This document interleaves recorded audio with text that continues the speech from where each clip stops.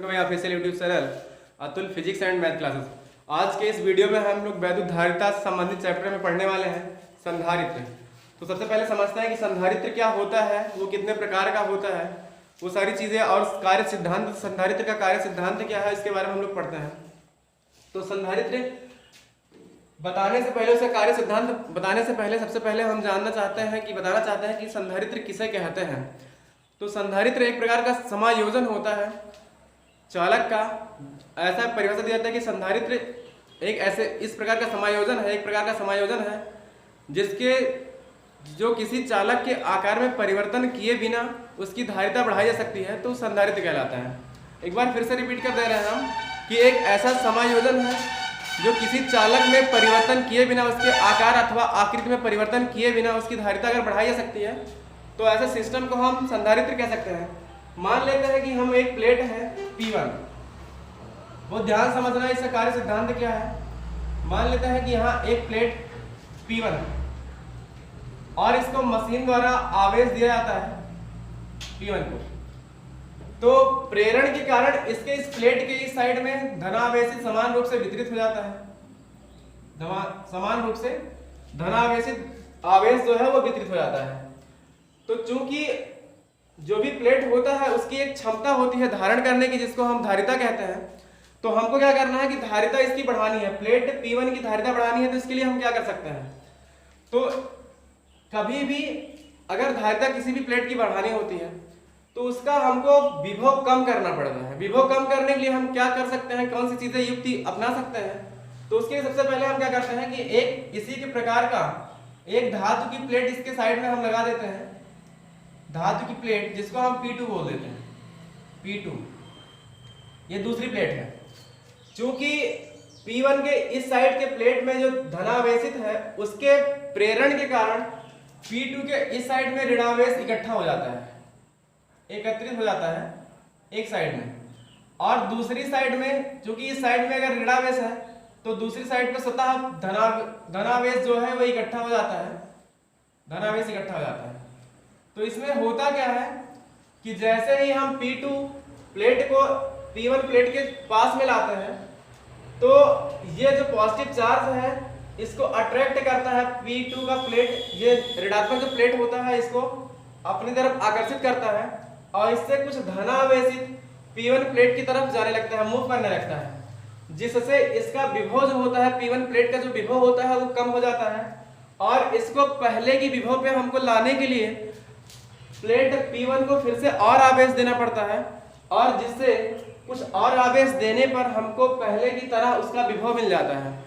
तो एक बार फिर से समझ लीजिए कि सबसे पहले हम P1 एक प्लेट लेते हैं जिसको मशीन द्वारा आवेशित करते हैं। तो इसके इस प्लेट के इस साइड में, एक साइड में धनावेश इकट्ठा हो जाता है।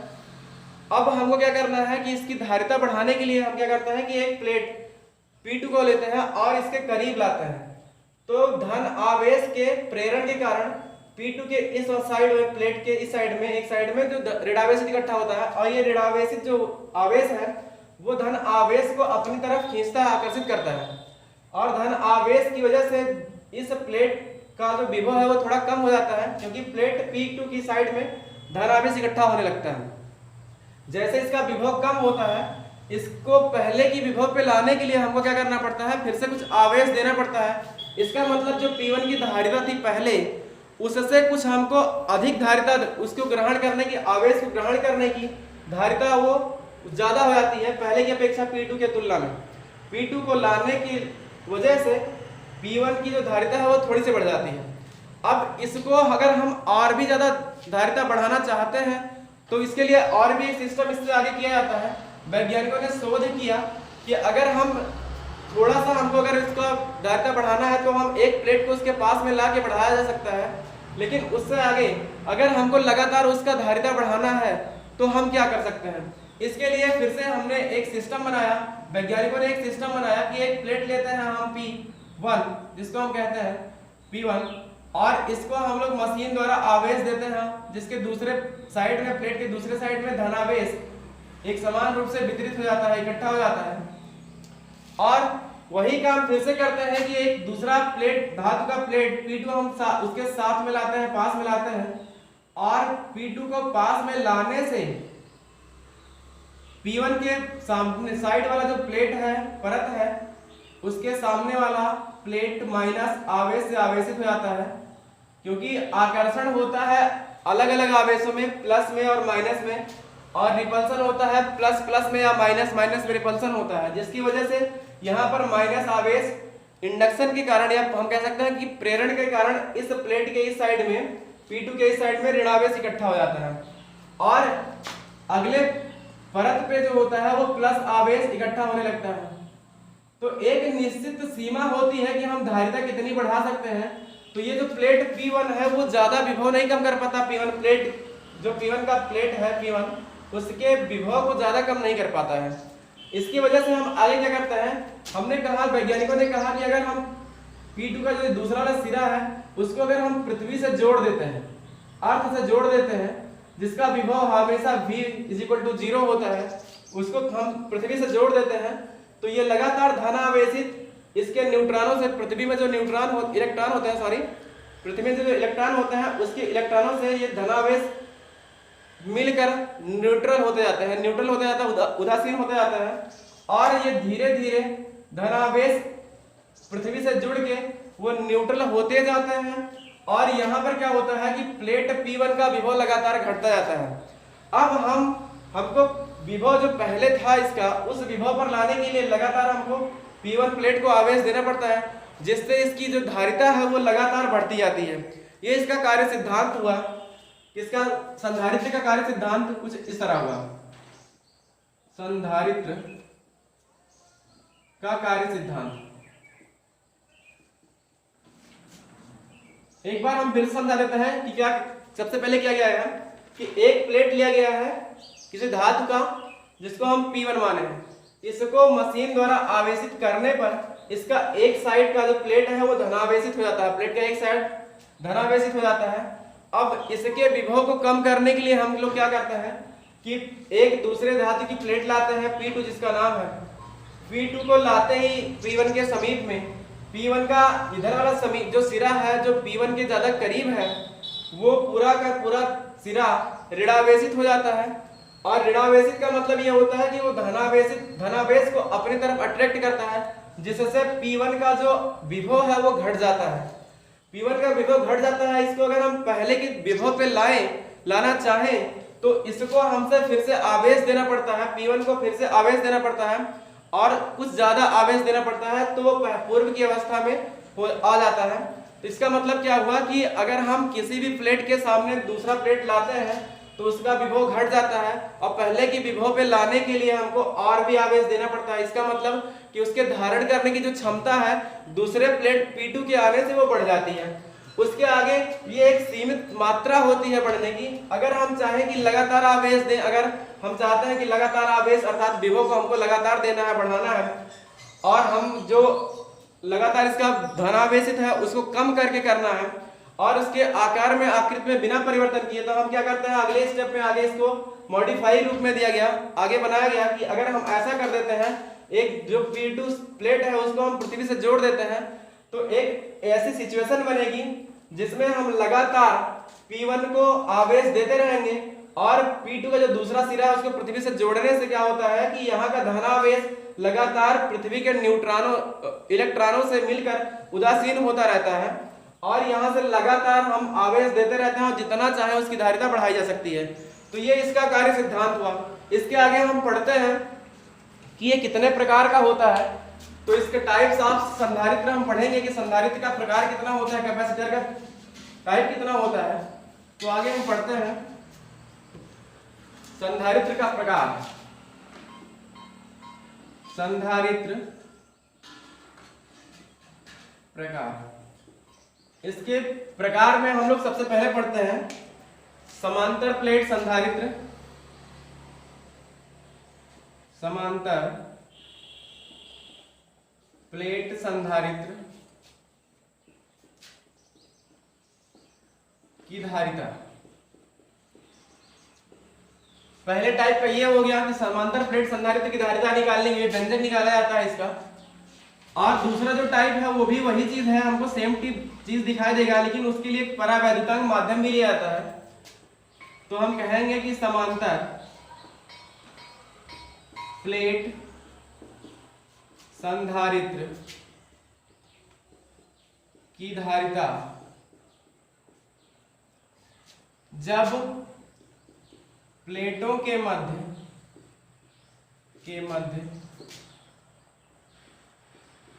परावैद्युत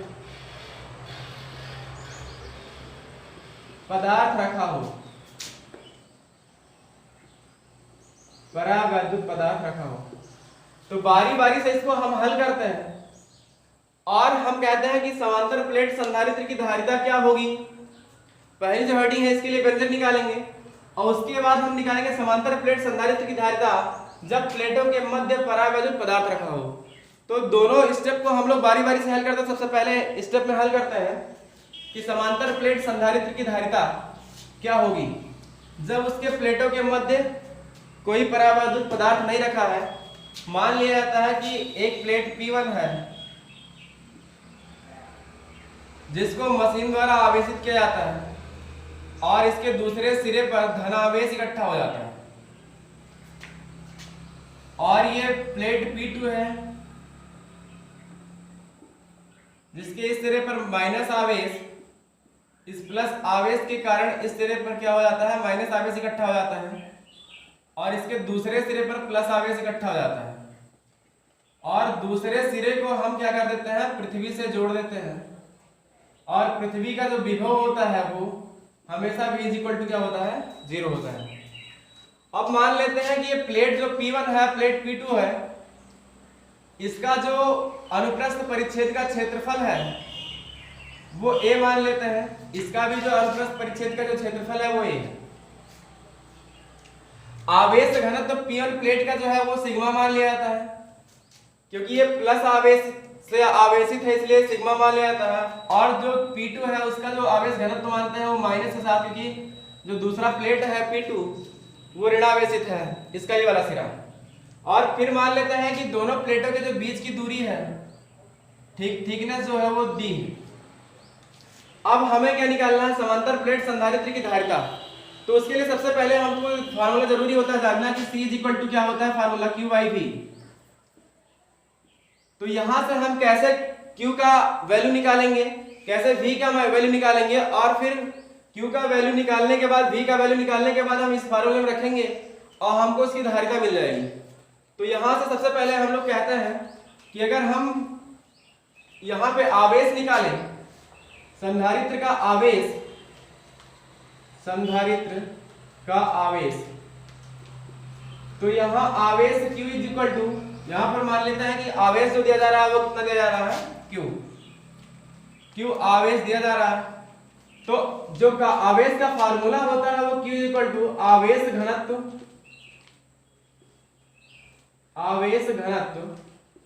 और इनटू क्षेत्रफल, अनुप्रस्थ परिच्छेद का क्षेत्रफल। तो आवेश घनत्व को क्या माना गया है, सिग्मा माना गया है। तो ये सिग्मा हो गया और इसका क्षेत्रफल A। तो Q का फार्मूला हमको मिला है, समीकरण एक मान के छोड़ देते हैं कि संधारित्र का जो आवेश है Q है वो आवेश घनत्व सिग्मा * A उसके क्षेत्रफल के गुणनफल के बराबर होता है। तो यहां से निकाल लिए। उसके बाद हम निकालते हैं कि प्लेटों के मध्य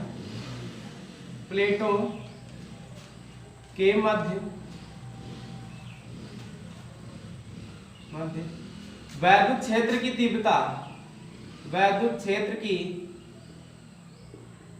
तीव्रता, तो ये हो जाएगा E = σ/ε0। देखिए ये फार्मूला कहां से आया है, ये सब फार्मूला इसके पहले जो वीडियो पढ़ाया गया है आप लोगों को, गाउस प्रमेय का एप्लीकेशन। गाउस प्रमेय में एप्लीकेशन में जब दो प्लेटें रखी गई थी उसके बीच में वैद्युत क्षेत्र की तीव्रता की निकालनी थी, वहां पे निकाला गया है। वहां से हमको जो फार्मूला मिलता है E = σ/ε0 वहां से लिया गया है। मेरा पहला का वीडियो देख लेना, वहां से सारी चीजें क्लियर हो जाएंगी। तो E का जो हमको मान मिला वैद्युत क्षेत्र की तीव्रता का E = σ/ε0। अब कहते हैं तथा विभव हमको निकालना है। तथा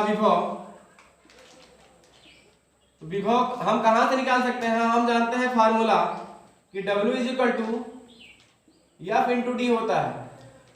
D क्या है, यहां से जो दोनों प्लेटों के बीच की दूरी ली गई है अगर हम यहाँ से चाहे हमको बनाना है फार्मूला, अगर हम दोनों इस समीकरण के दोनों पक्षों में भाग देते हैं आवेश से, तो यहाँ से W बटे क्यू और F बटे क्यू मिल जाएगा। यहाँ से W बटे क्यू का जो मान होता है वो V होता है, विभव। विभव क्या होता है कि कार्य बटे आवेश का जो अनुपात होता है वो विभव होता है, और बल बटे आवेश का जो अनुपात होता है वो वैद्युत क्षेत्र की तीव्रता होती है, E इंटू डी। तो यहाँ से हमको फार्मूला जो मिला V is equal to E into D, इसका हम यूज करते हैं। तो यहाँ से हमें फिर से मिल जाएगा V, E के स्थान पे ये वाली वैल्यू हम E is equal to sigma बटे एप्सिलॉन 0 रख देते हैं। तो यहाँ से हमको मिल जाता है सिग्मा बटे एप्सिलॉन 0 इंटू डी। तो हमको V का मान मिल गया और यहाँ से हमको Q का मान मिल गया। आगे इसको हम सॉल्व करते हैं तो हम कहेंगे अतः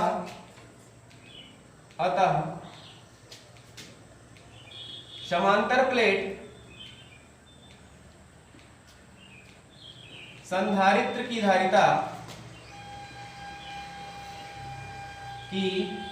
धारिता यहां से formula C is equal to Q by V. अब यहां क्या करते हैं कि Q के स्थान पे जो Q की वैल्यू निकली है सिग्मा और A इंटू ए में वो रख देते हैं, और V का जो मान यहां से निकला है सिग्मा बटे एप्सिलॉन 0 इंटू डी, इसको रख देते हैं और सॉल्व करते हैं। तो यहां से मिल जाएगा सिग्मा इंटू ए और बटे में सिग्मा बटे एप्सिलॉन 0 इंटू डी। यहाँ से सिग्मा कैंसिल आउट हो जाएगा, एप्सिलॉन 0 पलट के अंश में चला जाएगा तो ये हो जाएगा A एप्सिलॉन 0 बाई डी। तो C इज इक्वल टू जो हमको फाइनल रिजल्ट मिला A एप्सिलॉन 0 बटे डी। तो ये समांतर प्लेट संधारित्र की धारिता का जो व्यंजक है वो हमको मिल गया C is equal to A epsilon 0 बटे डी। इसके आगे हम दूसरा व्यंजक इसका हल करने वाले हैं। उसके पहले मैं 1 मिनट में इस वीडियो को फिर से समझा देता हूँ। वीडियो में नहीं, समांतर प्लेट संधारित्र की धारिता निकाली कैसे जाती है। सबसे पहले एक प्लेट लिया गया P1, इसको मशीन द्वारा आवेशित किया गया जिसके दूसरे साइड में धन आवेश समान रूप से वितरित हो गया, और एक प्लेट P2 लिया गया जिसके P1 के नजदीक वाले सिरे पर प्रेरण के कारण माइनस आवेश इकट्ठा हो गया और दूसरे साइड में धन आवेश इकट्ठा हो गया। P2 के दूसरे साइड को हम पृथ्वी से जोड़ दिए जिसका विभव शून्य होता है हमेशा। अब ये क्या होता है कि यहाँ से धन आवेश पृथ्वी की तरफ जाता रहता है और इलेक्ट्रॉनों से मिलकर वो हमेशा उदासीन होता रहता है, और इस तरह से हम जितना भी चाहते हैं इसकी धारिता P1 प्लेट की धारिता बढ़ाते रहते हैं। लेकिन यहाँ पे हमें क्या करना है कि हमने मान लिया कि इसका जो आवेश घनत्व है वो सिग्मा है और प्लेट P2 का जो आवेश घनत्व है माइनस सिग्मा है। इनके बीच की जो दूरी d है और अनुप्रस्थ परिच्छेद का क्षेत्रफल P1 का भी a है और P2 का भी a है। यहाँ से आवेश देते हैं Q, तो Q आवेश देने से हमको जो आवेश का फार्मूला मिलता है आवेश घनत्व इंटू क्षेत्रफल से, आवेश Q is equal to sigma into a का मान निकाल लिया गया यहाँ से। और प्लेटों के मध्य वैद्युत क्षेत्र की तीव्रता, ये व्यंजक हम निकलवाए हैं गाउस प्रमेय के एप्लीकेशन में, उस वीडियो को देख लीजिएगा। तो यहाँ से वैद्युत क्षेत्र की तीव्रता E इज इक्वल टू मिल जाएगा हमको सिग्मा बटे एप्सिलॉन 0। यहाँ से विभव निकालते हैं हम, तो V is equal to E into D होता है। E के स्थान पे ये मान E का सिग्मा बटे एप्सिलॉन 0 रख दिया गया, तो V is equal to sigma बटे एप्सिलॉन 0 इंटू डी मिल गया। अब चूंकि हमको धारिता निकालनी है तो धारिता का फार्मूला होता है C is equal to Q by V। तो यहाँ से Q का मान हम यहाँ जो निकाले हैं उसके स्थान पर Q का मान रख दिया गया, और V का जो मान है यहाँ से हमने निकाला है तो V के स्थान पे वो मान रख दिया गया। और इसको सॉल्व करने पे जो हमको मिला C is equal to A epsilon 0 बटे डी। तो ये समांतर प्लेट संधारित्र की धारिता का ये व्यंजक हो गया।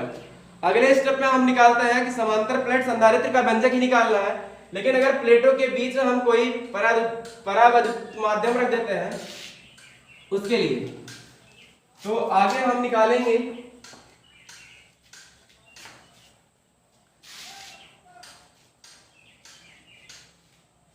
तीसरे स्टेप में हमको निकालना है समांतर प्लेट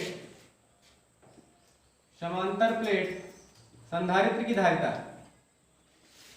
समांतर प्लेट संधारित्र की धारिता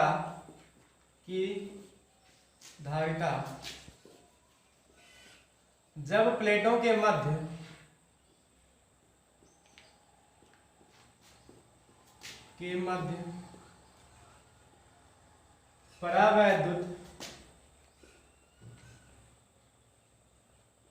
पदार्थ रखा हो।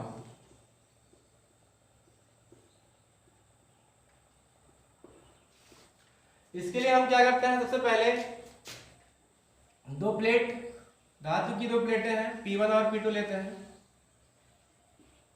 P1 जिसको P1 को आवेशित करते हैं तो एक सिरा इसका धनावेशित पूरी तरह से हो जाता है, और P2 का जो पहला सिरा है वो P1 के धनावेशित सिरे की वजह से इंडक्शन के कारण, प्रेरण के कारण एक सिरा इसका ऋणावेशित हो जाता है। थोड़ा दूरी बनाते हैं हम, क्योंकि इसके बीच में परावैद्युत पदार्थ भी रखना है। तो यहां से ये हो जाएगा, ये P2 प्लेट है और इसके इस सिरे पर माइनस आवेश इकट्ठा हो जाता है और दूसरे सिरे पर प्लस आवेश, और इस सिरे को हम पृथ्वी से जोड़ देते हैं जिसका विभव शून्य होता है। अब मान लेते हैं कि दोनों प्लेटों के मध्य एक परावैद्युत पदार्थ रखा है, परावैद्युत पदार्थ जिसको हम K से डिनोट करते हैं, और इसकी जो मोटाई है वो मान लेते हैं कि T है। तो और जो प्लेट P1 और P2 के बीच का जो डिफरेंस है उसको हम मान लेते हैं क्या है, D है। प्लेट P1 के अनुप्रस्थ परिच्छेद का क्षेत्रफल भी A है और P2 के भी अनुप्रस्थ परिच्छेद का क्षेत्रफल क्या है, A है, और जो P1 को आवेश दिया जाता है वो Q है, और इसी कारण वो P2 पर आवेश Q हो जाता है। अब यहां से हमको निकालना है कि वैद्युत धारिता क्या बनेगी जब दोनों प्लेटों के बीच एक परावैद्युत पदार्थ K रखा है जिसकी थिकनेस अर्थात मोटाई जो है वो T है। तो सबसे इंपॉर्टेंट इसमें जानना क्या होता है कि जो थिकनेस है यहां से T परावैद्युत पदार्थ का, उसके पहले P1 और P2 प्लेट के जो बीच की दूरी D है, इस D में कितनी मोटाई में परावैद्युत पदार्थ रखा गया है और कितना स्थान उसका खाली है, अर्थात वहां पे वायु है या निर्वात है। तो यहां पर कहेंगे कि वायु कितने स्थान पर है और कितने स्थान पर, किस स्थान पर कितनी मोटाई में रखा है परावैद्युत पदार्थ। तो यहां से जो वायु या निर्वात है, हम कहेंगे कि वायु या निर्वात, निर्वात जो है वो कितने स्थान के लिए है, तो P1 और P2 के जो बीच का डिफरेंस D है उसमें से अगर T घटा दिया जाए तो D माइनस T हो जाएगा। तो निर्वात कितने दूरी में मिलेगा हमको, D माइनस T में। वायु या निर्वात का जो स्थान है, निर्वात का जो स्थान है वो हमको मिल जाएगा D माइनस T, तथा परावैद्युत पदार्थ कितने स्थान पर रखा गया है, वो उसकी मोटाई जो है पदार्थ T मोटाई में रखी गई है, T मोटाई में रखी गई है।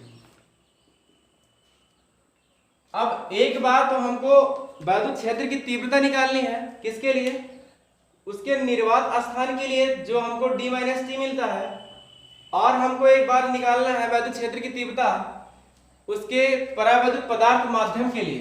तो हम कहते हैं निर्वात या वायु के लिए, निर्वात या वायु के लिए सबसे पहले हल करते हैं। तो यहां से हम अगर कहें कि वैद्युत क्षेत्र की जो तीव्रता होती है उसको वायु के लिए लिया जा रहा है, इसलिए हम सफिक्स में 0 लगा देते हैं कि E0 इज इक्वल टू, यहां से क्या हो जाएगा, यहां से जो प्लेटों के मध्य वैद्युत क्षेत्र के तीव्रता का फार्मूला है सिग्मा बटे एप्सिलॉन 0, वो हो गया।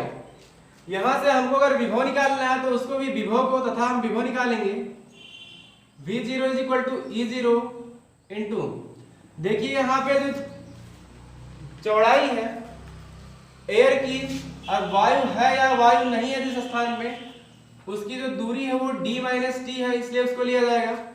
और यहाँ से E0 का मान सिग्मा बटे एप्सिलॉन 0 रखने पे हमको मिल जाएगा सिग्मा बटे epsilon 0 into D minus T।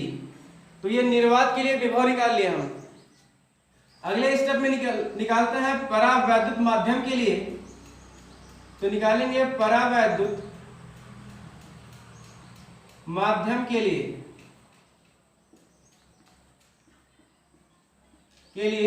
जो वैद्युत क्षेत्र की तीव्रता होगी, के लिए वैद्युत क्षेत्र की तीव्रता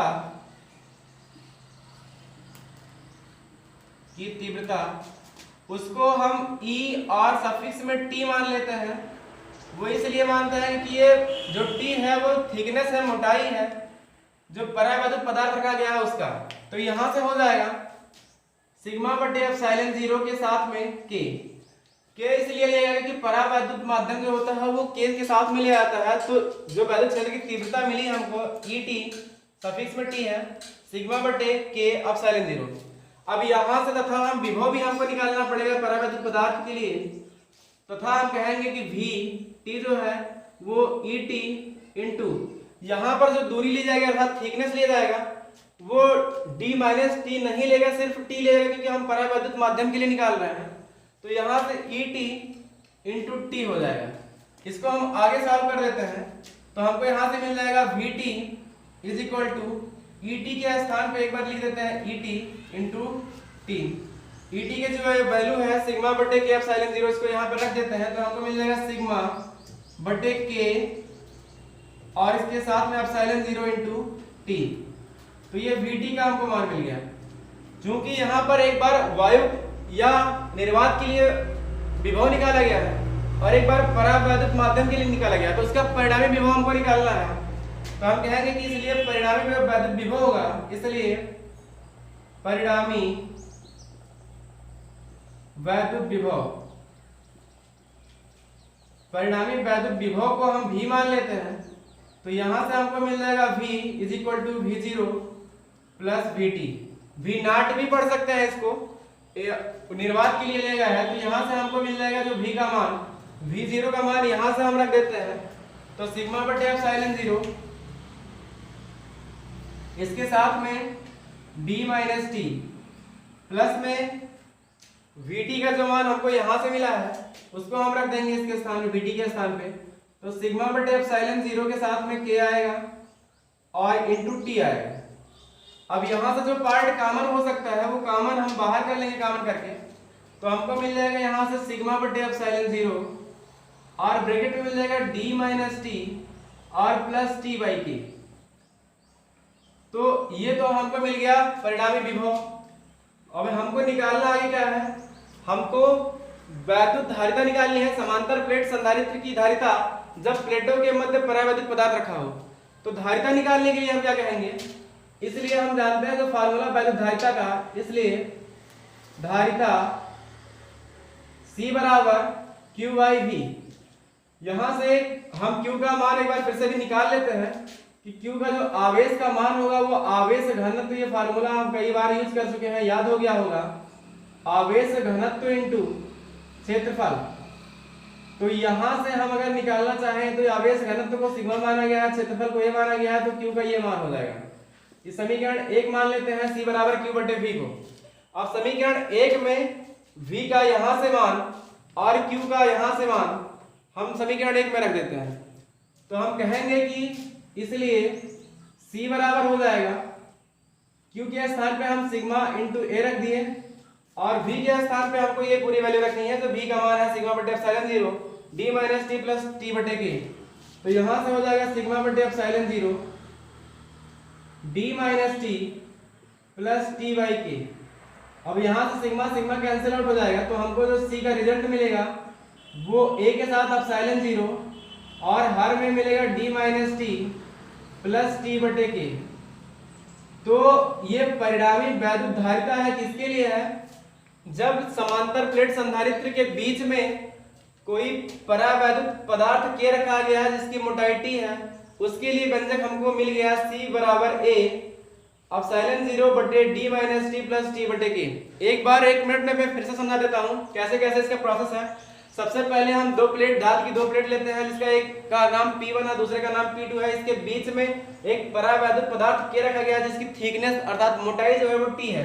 दोनों प्लेटों के जो बीच की दूरी है वो D है और इसको आवेश जो दिया जा रहा है वो Q है और प्लेट P1 के अनुप्रस्थ परिच्छेद का जो क्षेत्रफल है वो A है और प्लेट P2 के अनुप्रस्थ परिच्छेद का जो क्षेत्रफल है वो भी A है। प्लेट P2 के दूसरे सिरे को हम पृथ्वी से जोड़ देते हैं जहां पर पृथ्वी का विभव V0 होता है।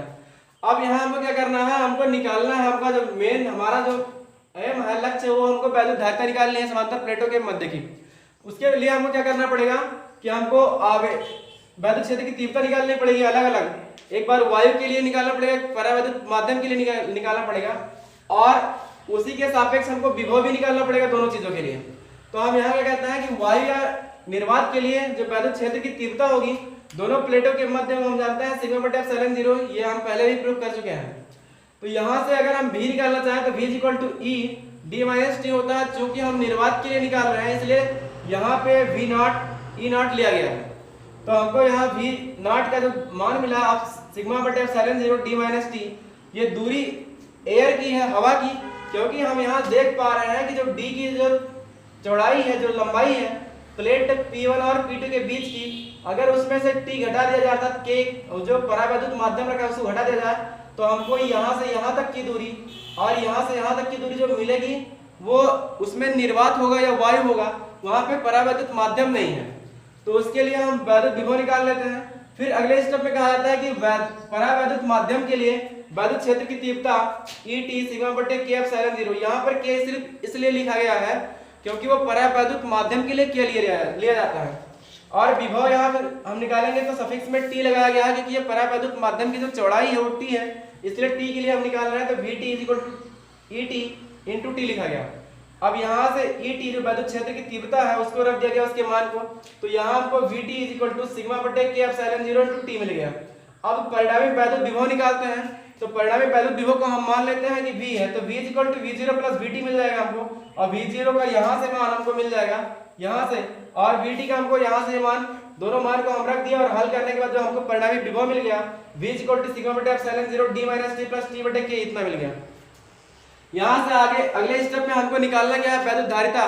तो वैद्युत धारिता के लिए हमको हम जानते हैं formula C is equal to Q by V होता है। यहाँ हमको दो चीज की रिक्वायरमेंट होती है, आवश्यकता होती है, एक तो Q की आवश्यकता होती है तो V की आवश्यकता होती है। तो V तो हम लोगों ने निकाल लिया यहाँ से, Q का जो मान होता है, आवेश का जो मान होता है फार्मूले से कि Q इज इक्वल टू आवेश घनत्व गुणा क्षेत्रफल, तो यहाँ से Q का मान निकाला गया है, Q is equal to sigma into A, आवेश घनत्व का जो मान माना गया है सिग्मा माना गया है, और अनुप्रस्थ परिच्छेद का जो क्षेत्रफल माना गया है वो A माना गया है। तो यहाँ से सिग्मा A Q का मान हो गया।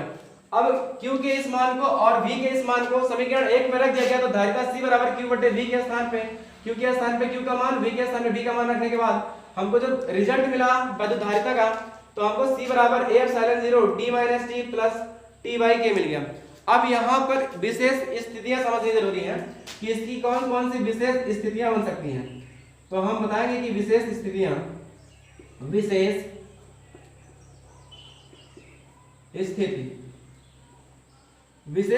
में सबसे पहला जो स्थिति है कि मान लेते हैं कि ये जो पूरा जो परावैद्युत पदार्थ रखा गया है दोनों प्लेटों के बीच, वो यहां से लेकर यहां तक अर्थात पूरी D के चौड़ाई में रखा गया है। इसका मतलब जो थिकनेस है परावैद्युत पदार्थ का अगर मान लेते हैं कि पूरे में रखा गया है अर्थात वहां एयर का बिल्कुल भी जगह नहीं है, हवा का जगह नहीं है, तो T जो है वो D के बराबर हो जाएगा। तो यहाँ से हम C को सॉल्व करते हैं तो हमको C बराबर मिल जाएगा A एप्सिलॉन 0 बटे, यहाँ पर D के स्थान पे हम T रख सकते हैं तो हमको मिल जाएगा T minus T plus T by K। तो अगर यहाँ से T से T कैंसिल आउट हो जाएगा तो यहाँ से मिल जाएगा C, K पलट के ऊपर जाएगा तो A एप्सिलॉन 0 K और इसके साथ में हमको मिल जाएगा T। तो अगर दोनों प्लेटों के मध्य परावैद्युत कोई भी पदार्थ रखा हो, ऐसा इस तरह रखा हो कि अगर दोनों प्लेटों के बीच बिल्कुल जगह ना बचे, एयर ना बचे, तो ऐसी स्थिति में जो वैद्युत धारिता मिलती है आपको समांतर प्लेट के लिए तो वो A एप्सिलॉन 0 K और इसके साथ में हमको T मिल जाता है। ये बन जाएगा। और दूसरे स्टेप में हम कहते हैं कि अगर परावैद्युत, दूसरे स्थिति में कहते हैं कि अगर परावैद्युत माध्यम ही ना रखा हो बीच में, तो ऐसे स्थिति में क्या हो सकता है, स्थिति सेकंड में हम कहते हैं कि अगर T जो है वो उसका मान 0 हो अर्थात परावैद्युत माध्यम रखा ही नहीं गया हो, कोई परावैद्युतांक ना रखा गया हो, तो यहाँ से हमको जो C का मान मिलेगा वो A एप्सिलॉन 0 और यहाँ पर क्या मिल जाएगा, यहाँ पे सीधे सीधे हमको D मिल जाएगा। और सारे पार्ट इसके जीरो हो जाएंगे, क्योंकि यहाँ भी टी के स्थान पे जीरो रख देना पड़ेगा, यहाँ भी रख देना पड़ेगा। तो ये चीज तो हम पहले भी निकाल चुके हैं इसके जस्ट ऊपर वाले स्टेप में, कि जब समांतर प्लेट संधारित्र की दायिता उसके बीच में क्या हो, दोनों प्लेटों के बीच में कोई भी परावैद्युत माध्यम नहीं रखा गया था, तो उसके लिए अभी भी व्यंजक निकला था। तो दूसरी जो स्थिति होती है इसकी, वो C = A ε0/d।